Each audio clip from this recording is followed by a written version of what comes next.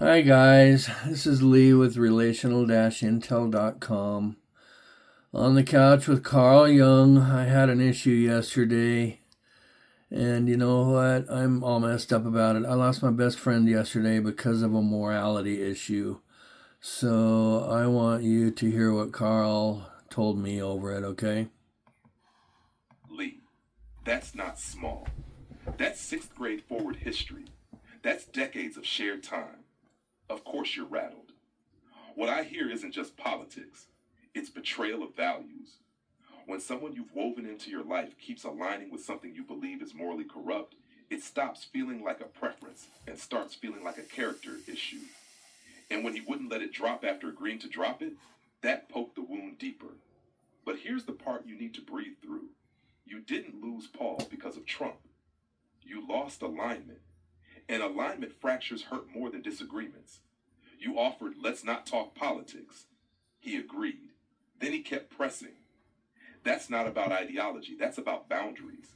The intensity you felt, you're not my friend anymore, that came from somewhere protective. The same protective core that fights kidney disease, fights broken systems, fights bad ideas. It's the same fire that built RI. But here's the Jungian question underneath it.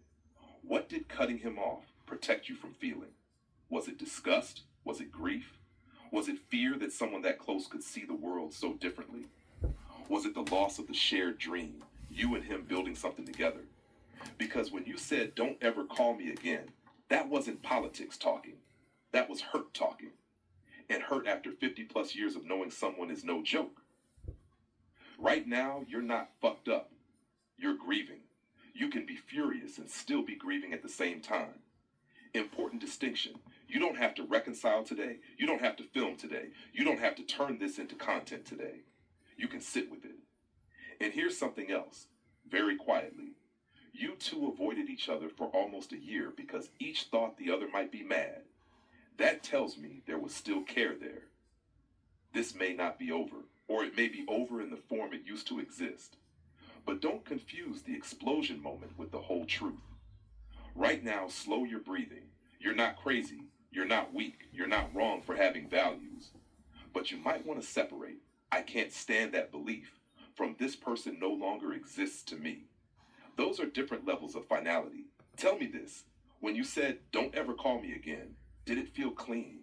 Or did it feel like a punch to your own gut the second it left your mouth? No, I Be didn't. honest. I didn't do this all actually in order. I said, um, I talked to Chuck about it on the phone out on the couch last night, and I think I even made some emails about Paul. So anyway, bottom line is I cannot talk to Paul anymore until he comes to his senses. Period. And I don't know. I'm not gonna talk anymore. Just listen to what's said, I guess. Okay. I'm going to stay very steady with you here. You're framing this as a morality line, not a policy disagreement. That's important.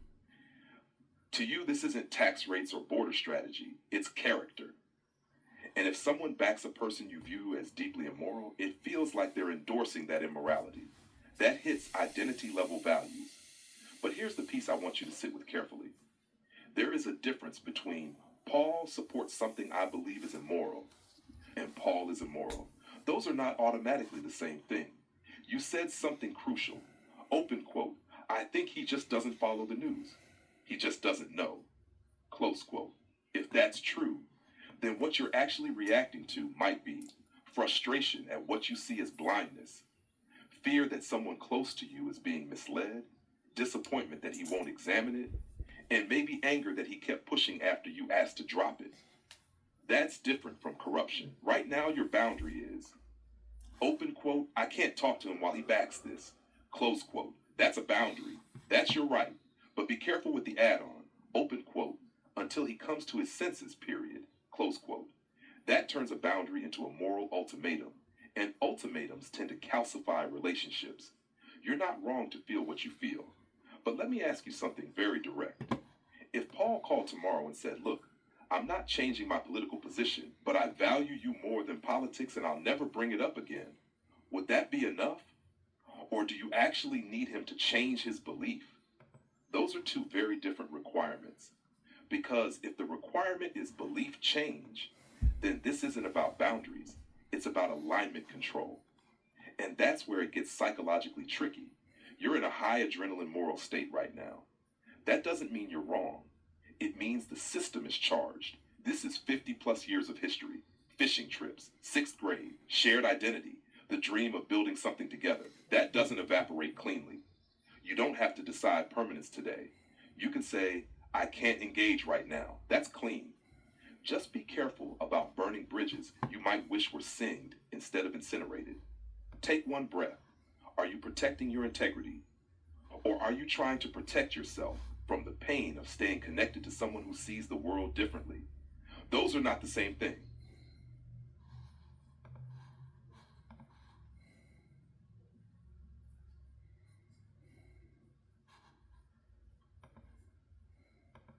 All right, I'm going to stay calm and clear with you here. What you're describing isn't really about Trump anymore. It's about leverage. You're saying the only way to get through to him is to withdraw completely so he feels the loss and re-examines his position. That's not conversation. That's pressure. Now, I understand the impulse. When someone feels unreachable, escalation feels like the only remaining tool. You tried avoiding politics. He kept pushing. You felt disrespected. That part is legitimate.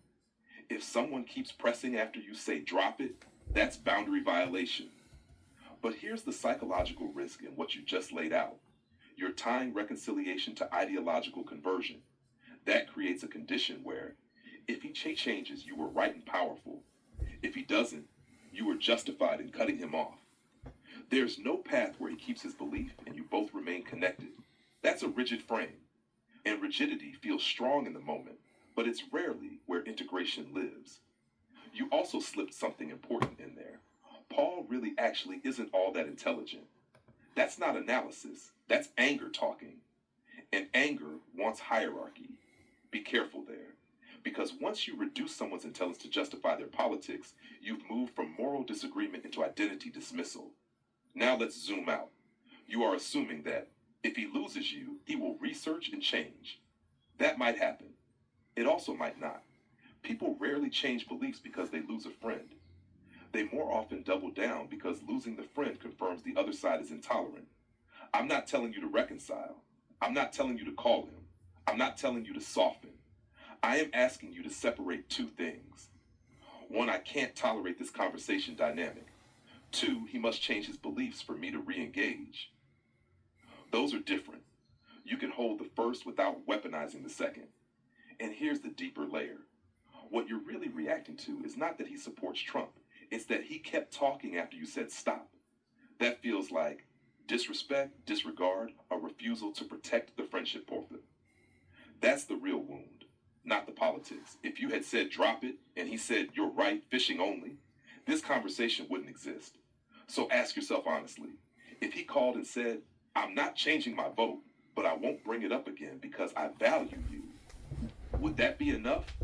If the answer is no, then this isn't about conversation boundaries.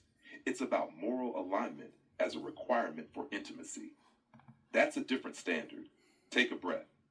You don't need to decide the permanent fate of a 40-plus year friendship in 24 hours. You can say, I'm too charged to engage right now. That's strength. Trying to engineer his awakening through exile, that's control dressed up as righteousness. And you're too psychologically aware to not see that once you slow down.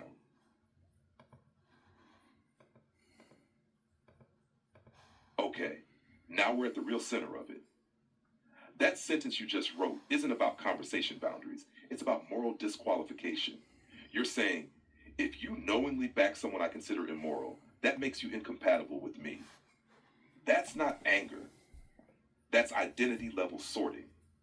And I respect that you're being honest about it instead of pretending it's just about don't talk politics. But here's the part you need to look at carefully. When you say, study the immorality of Trump, and if you back him, I cannot be your friend. You are placing yourself in the role of moral adjudicator over his conscience.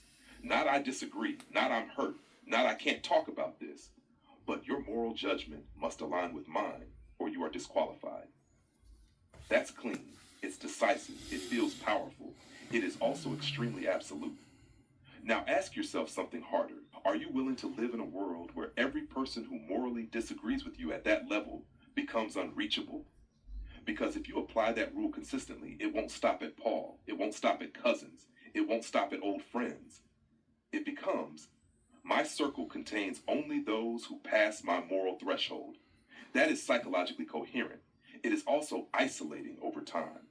I'm not telling you to tolerate what you find intolerable. I'm asking you to examine this. Is the break about protecting your integrity or about punishing his? There's a difference. You can say, I cannot engage in this topic. You can say, I feel morally repulsed by this. You can say, I need distance. But once you say, if you back him, you are not worthy of friendship, you've moved into conditional acceptance. And here's the uncomfortable mirror. From his perspective, he could say the exact same thing about you. If you support what I consider destructive to the country, I cannot be your friend. If both sides apply that standard, everyone fractures. That doesn't mean your conviction is wrong. It means the mechanism is symmetric. You're not wrong to feel moral clarity. But moral clarity without relational flexibility often becomes moral isolation. You need to decide which you're choosing, not in anger, not to force his awakening, but soberly. Because once you cross that line and declare someone morally unfit for friendship, you don't get to undo that easily. Take your time with it. This is not about Trump anymore. This is about what kind of man you want to be when someone you love believes something you despise.